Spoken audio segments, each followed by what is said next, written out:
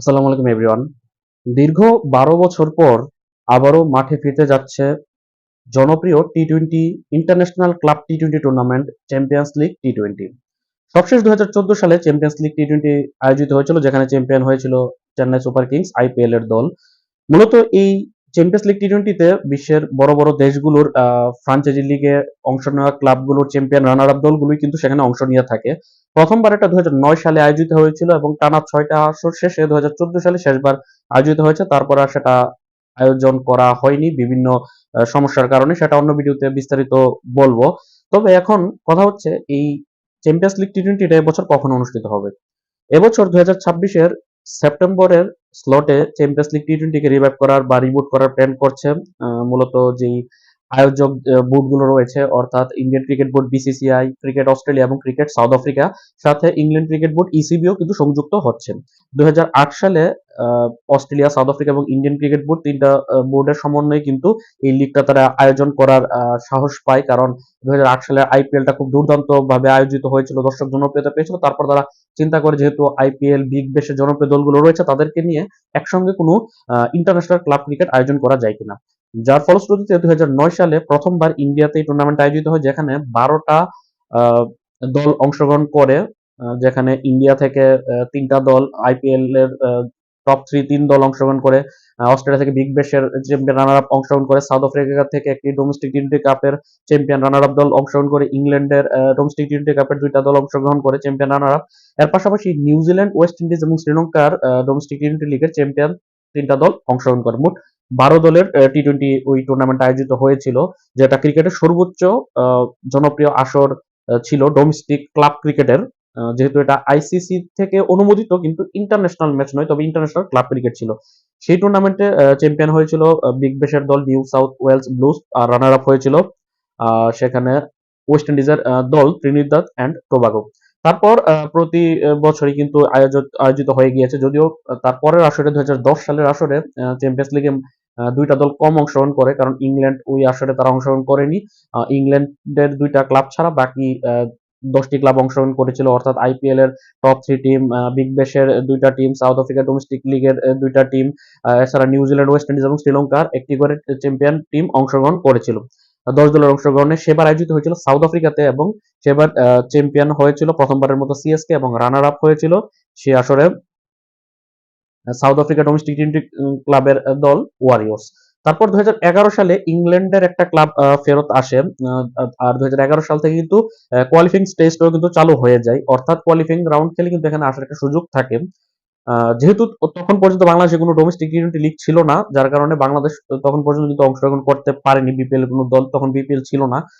২০১১ সালে ১০ দলের অংশগ্রহণ আয়োজিত হয় ইন্ডিয়াতে। সেবার কিন্তু সরাসরি কোয়ালিফাই করে ইন্ডিয়ার আইপিএল এর টপ 3 টিম, বিগ ব্যাশের 2টা টিম, সাউথ আফ্রিকার 2টা টিম, এই 7টা পাশাপাশি সেখানে কোয়ালিফাইং রাউন্ড হয়, যেখানে কোয়ালিফাইং রাউন্ডের মাধ্যমে 3টা দল উঠে আসে, যেখানে কোয়ালিফাইং রাউন্ড খেলে ইংল্যান্ড, নিউজিল্যান্ড, শ্রীলঙ্কা এবং ওয়েস্ট ইন্ডিজের ক্লাবগুলো, যেখান থেকে ইংল্যান্ডের একটা ক্লাব, তারপর ওয়েস্ট ইন্ডিজের একটি ক্লাব, সেখানে এবং পাশাপাশি ইন্ডিয়ার আইপিএল এর যে চতুর্থ যে দলটা ছিল ওই আগে ২০১১ আসরের, সেও অংশগ্রহণ করে। সেখান থেকে বাছাই পর্ব খেলে ইন্ডিয়ার একটি ক্লাব, ইংল্যান্ডের একটি ক্লাব এবং ওয়েস্ট ইন্ডিজের একটি ক্লাব কিন্তু অষ্টম, নবম এবং দশম দল হিসেবে অংশগ্রহণ করে ২০১১ চ্যাম্পিয়ন্স লিগে, যেই আসরটিতে চ্যাম্পিয়ন হয়েছিল প্রথমবারের মতো মুম্বাই ইন্ডিয়ান্স এবং রানার আপ হয়েছিল আরসিবি, অর্থাৎ রয়্যাল চ্যালেঞ্জার্স বেঙ্গালুরু। তারপরের আসরে ২০১২ আসরেও সেম ১০ দল নিয়ে অংশগ্রহণ করে, কিন্তু দলের নামগুলো তো চেঞ্জ হয় প্রতি বছরই, ওই দেশের ফ্রাঞ্চাইজি লিগ থেকে উঠে আসা দলগুলো খেলে। তবে ২০১২ সালের যে টুর্নামেন্টটা ছিল, সেখানে আইপিএল থেকে টপ 4 টিম সরাসরি তারা অংশগ্রহণ করে, কোনো বাছাই পর্ব খেলা লাগে না তাদের। অস্ট্রেলিয়া বিগ ব্যাশ থেকে 2টা দল অংশগ্রহণ করে, south Africa domestic T twenty cup থেকে 2টা দল অংশগ্রহণ করে, 8টা দল ফিক্স থাকে। আর বাছাই পর্ব থেকে 2টা দল আসে, সেখানে বাছাই পর্বে ২০১২ সালে প্রথমবারের মতো পাকিস্তানের একটা ক্লাব ওই বাছাই পর্ব অংশগ্রহণ করে, এবং সেই বাছাই পর্ব থেকে 2টা দল উঠে আসে, এবং 2টা দল হচ্ছে ইংল্যান্ড এবং নিউজিল্যান্ড। ১০ দলের অংশগ্রহণে ২০১২ সালের যেই চ্যাম্পিয়ন্স লিগ আয়োজিত হয়েছিল, সেখানে প্রথমবারের মতো চ্যাম্পিয়ন হয় বিগ ব্যাশের দল সিডনি সিক্সার্স, এবং রানার আপ হয়েছিল সাউথ আফ্রিকার ডোমেস্টিক লিগের দল হারভেল্ড লায়ন্স। তারপর ২০১৩ সালের চ্যাম্পিয়ন্স লিগেও 10টি দল অংশগ্রহণ করে, তবে ইন্ডিয়া থেকে সরাসরি 3টা দল, আইপিএল এর 3টা দল অংশগ্রহণ করে, সাউথ আফ্রিকা থেকে 2টা দল অংশগ্রহণ করে, তারপর অস্ট্রেলিয়া থেকে সরাসরি 2টা দল অংশগ্রহণ করে, মোট 7টি দেশ, এবং পাশাপাশি ওয়েস্ট ইন্ডিজ থেকে একটা দল সরাসরি অংশগ্রহণ করে, কারণ 2012 সালের চ্যাম্পিয়ন্স লিগে ওয়েস্ট ইন্ডিজের দল কোয়ালিফাই করতে পারেনি, আর ওয়েস্ট ইন্ডিজ দল ছাড়া কিন্তু দর্শকপ্রিয়তা পাওয়া যাচ্ছিল না ক্রিস গেইলদের ছাড়া, যার কারণে তাদেরকে সরাসরি কোয়ালিফাই করে দেওয়া হয় ক্যারিবিয়ান লিগ থেকে 8টি দল। আর বাছাই পর্ব থেকে উঠে আসে আরো 2টি দল, যেখানে ইন্ডিয়ার একটি দল আইপিএল একটি দল কোয়ালিফাই করে এবং অপর দলটি হয় নিউজিল্যান্ড। এই হচ্ছে 10 দলের টুর্নামেন্ট 2013 সালে, এবং সেই টুর্নামেন্টে চ্যাম্পিয়ন হয় মুম্বাই ইন্ডিয়ান্স, তারা দ্বিতীয়বারের মতো চ্যাম্পিয়ন হয়, এবং রানার আপ সেবার হয়েছিল রাজস্থান রয়্যালস। আইপিএল এর 2টি দল চ্যাম্পিয়ন রানার আপ হয়েছিল। সেই 2013 সালের আসরে কিন্তু পাকিস্তানের একটা দল বাছাই পর্ব খেলেছিল, কিন্তু তারা কোয়ালিফাই করতে পারেনি। তারপর 2014 সাল সবশেষ যে আসরটা, 6th এডিশন যেটা আয়োজন হয়েছিল 2014-তে, সেই আসরে মোট 10টি দল অংশগ্রহণ করেছিল। সেখানে আইপিএল থেকে সরাসরি 3টি দল, টপ 3 দল অংশগ্রহণ করেছে, তবে বাছাই পর্ব থেকে কোয়ালিফাই করে কেউ আসতে পারেনি। আইপিএল দল অংশগ্রহণ করলেও বাছাই পর্বে, কিন্তু সরাসরি মূল পর্বে আসতে পারেনি। অর্থাৎ আইপিএল থেকে 3টা দল সরাসরি অংশ নেয়, অস্ট্রেলিয়া থেকে বিগ ব্যাশ থেকে 2টা দল সরাসরি অংশগ্রহণ করে, সাউথ আফ্রিকা থেকে 2টা দল সরাসরি অংশগ্রহণ করে।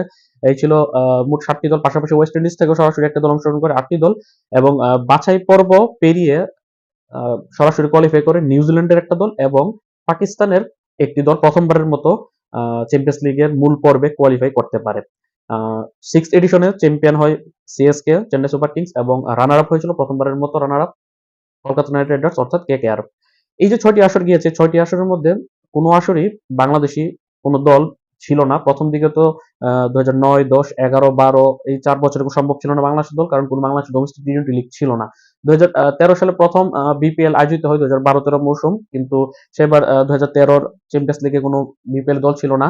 2014 যেটা চ্যাম্পিয়ন্স লিগ টি-টোয়েন্টির ষষ্ঠ এবং সবশেষ আসর ছিল, সেই আসরে বিপিএল এর চ্যাম্পিয়ন দল ঢাকা গ্ল্যাডিয়েটর্স অংশগ্রহণ করার কথা থাকলেও বিভিন্ন ফিক্সিং এলিগেশনে তো বিপিএল পরবর্তীতে বন্ধ হয়ে যায়, 1 বছর স্থগিত থাকে, যার কারণে বিপিএল এর কোনো দল 2014 চ্যাম্পিয়ন্স লিগ টি-টোয়েন্টিতে অংশগ্রহণ করতে পারেনি। এখন সময় ঘুরে 12 বছর পর, প্রায় 1 যুগ পর আবারও চ্যাম্পিয়ন্স লিগ টি-টোয়েন্টি মাঠে গড়াতে যাচ্ছে আগামী এবছর 2026 সেপ্টেম্বর, আর 3-4 মাস পরেই শুরু হবে। তবে এবছরের এই 7ম যে এডিশন, এই এডিশনে কি বিপিএল এর কোনো দল থাকবে কিনা এখন পর্যন্ত সেটা নিশ্চিত না। এখন পর্যন্ত যতটুকু জানা গিয়েছে, কমপক্ষে 8টি দল এবং সর্বোচ্চ 12টি দল আসন্ন চ্যাম্পিয়ন্স লিগ টি-টোয়েন্টির এই 7ম আসরটিতে সেপ্টেম্বরে অংশগ্রহণ করবে, যার মধ্যে থেকে আইপিএল থেকে তো দল আসবেই, তারপর বিগ ব্যাশ থেকে দল আসবে, সাউথ আফ্রিকার এসএ টি-টোয়েন্টি থেকে দল আসবে, ইংল্যান্ডের দ্য 100 থেকে দল আসবে।